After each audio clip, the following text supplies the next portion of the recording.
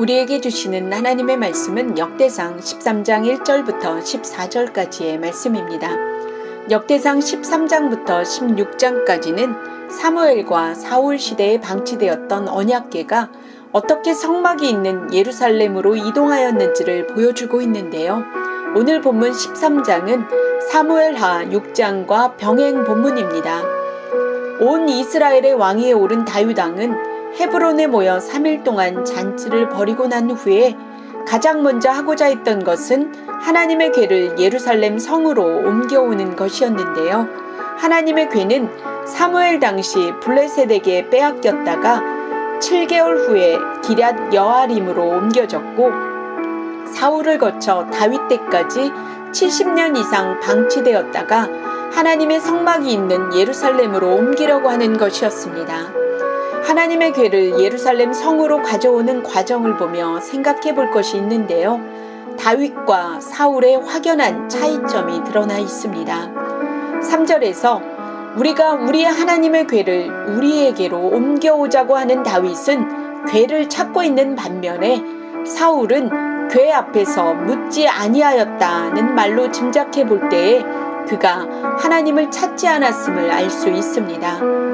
다윗이 찾은 여호와 하나님과 사울이 찾은 신접한 자처럼 오늘 나의 삶에는 하나님을 찾은 다윗이 나의 모습일 때도 있고 하나님을 찾지 않은 사울의 모습이 나이기도 합니다.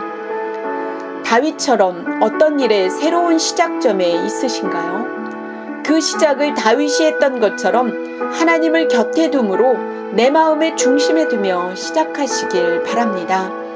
그 시작은 이전에 나 혼자 하던 것과는 전혀 다른 결과를 가져올 것입니다.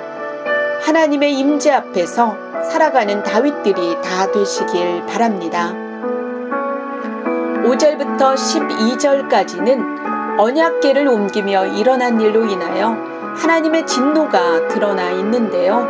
다윗과 백성들은 기럇 여아림에 가서 하나님의 궤를 새 수레에 싣고 아비나답의 집에서 나오고 무리는 하나님 앞에서 뛰놀며 노래하며 비파와 수금으로 연주하며 기뻐합니다.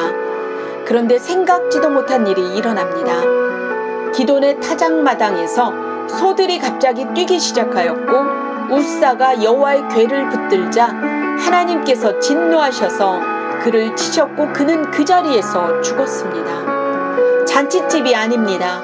기쁨이 사라졌습니다. 그곳의 분위기를 생각할 때에 정막이 흘렀을 것 같습니다.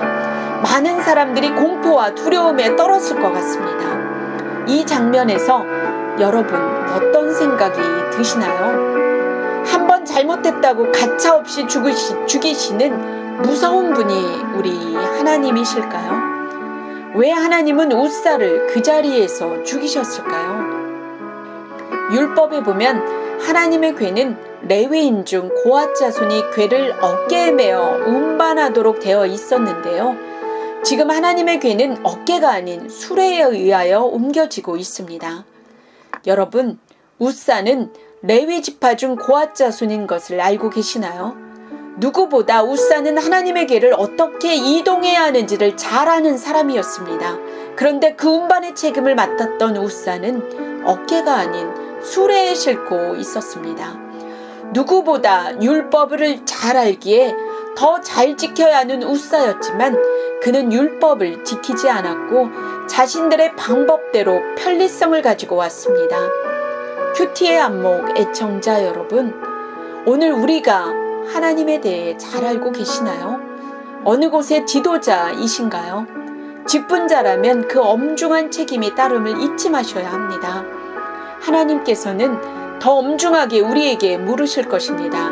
우리의 방법, 우리의 편리성을 버리고 더디지만 느리지만 정석인 하나님의 방법으로 나아가시길 바랍니다. 13절에서 다윗은 하나님의 궤를 오베데돔의 집으로 옮겨 놓았고 하나님께서 오베데돔의 집과 모든 소유에 복을 내리시는 것으로 본문이 끝이 나고 있는데요. 여러분, 오베데돔의 집에 언약궤가 3개월밖에 있지 않았었는데 하나님께서는 그의 집과 모든 소유에 복을 내리셨습니다. 오늘 복을 받기를 원하시나요? 그럼 언약궤에 임하시는 하나님과 함께 동행하시기 바랍니다. 하나님의 임재만이, 동행만이 우리의 삶에 풍요로 임할 줄 믿습니다. 기도하겠습니다. 사랑하는 하나님, 어쩌면 오랫동안 하나님의 언약궤를 방치했던 사울이 오늘 우리일지 모르겠습니다. 우리의 삶에 하나님을 찾지 않는 시간이 오래되었다면 다시 임재를 구하는 삶이 되게 하여 주옵소서. 새로운 시작을 하나님과 함께 하게 하여 주옵소서. 하나님을 더 잘 아는 자, 직분자, 지도자의 잘못을 엄중히 여기시는 하나님 앞에 정석으로 나아가게 하여 주옵소서. 하나님의 말씀을 우리의 방법대로 편리대로 해석하지 않게 하여 주옵소서. 오베데돔의 집에 복을 주신 하나님의 임재를 구하며 나아가게 하여 주옵소서. 언약궤로서의 삶, 동행의 삶을 살라 하시는 우리 구주 예수 그리스도의 이름으로 기도합니다. 아멘.